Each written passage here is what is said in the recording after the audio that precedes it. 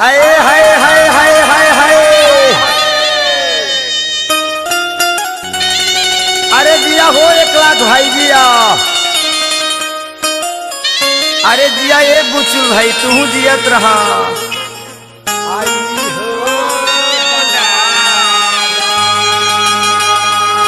ए झाबू भैया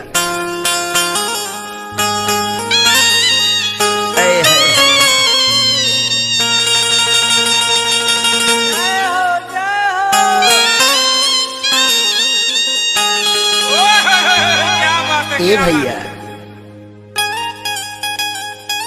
एक जनी अपना पति से कहता ये राजा हाय नरम देह गरम हो गई बा हो कि कैसे होई गेहूं के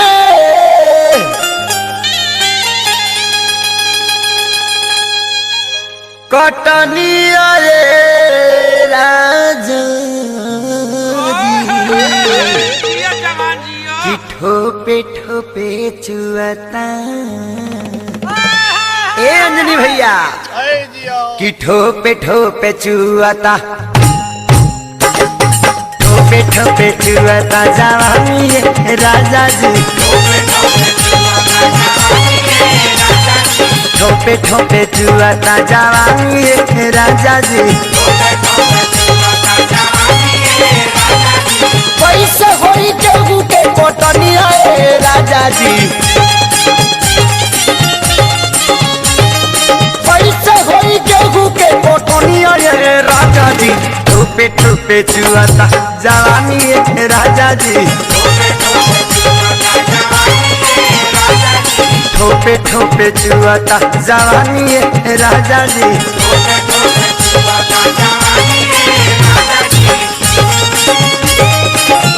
अरे हिलावा हिलावा ए उमेश भैया ए पिंटू भैया हाय जा मुकेश आरा चला पंकज जी का लगे आए भोला चाचा मोहित भैया सिंटू जी चित फरी जाता चित लागे तरकारी पेहतानी 4 दिन से महकता साड़ी चित फरी जाता चित लागे तरकारी पेहतानी 4 दिन से महकता साड़ी अंग अंग टूटता बदनिया रे राजा जी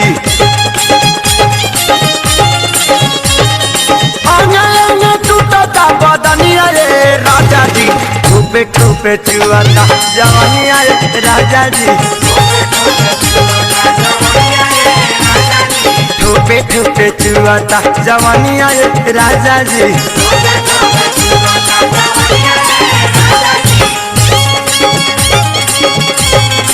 अरे दिया हो जान ले लो दादा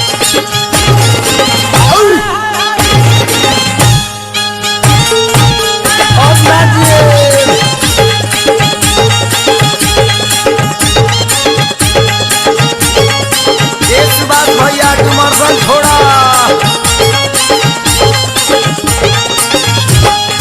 बखता का पारी जोड़ा घुसा कल न जाला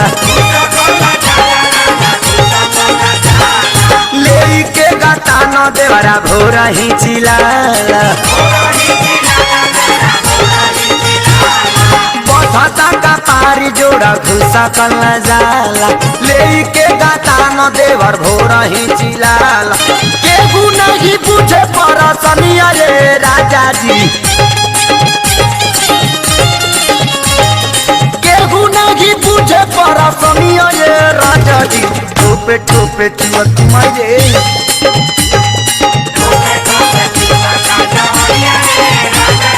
ठोपे ठोपे चुआता अब हटन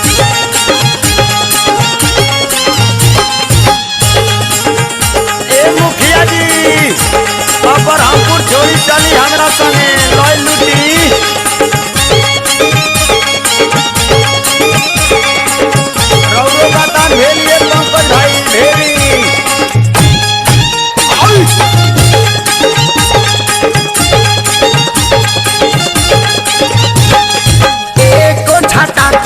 न घर में नया झरता रे गेहूं खेत में पछुआ के झुराइल एको छाता कोयो न घर में नया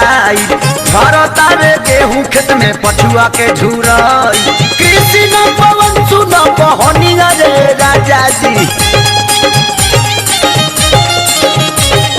कृषि न पवन सुन बहनिया रे राजा जी ठोपे ठोपे चुआ अरे बाप रे बाप ठोपे ठोपे चुआ जवानी अरे जान ले ली हो ठोपे ठोपे चुआ जवानी राजा जी ठोपे ठोपे चुआ जवानी राजा जी ठोपे ठोपे चुआ जवानी राजा जी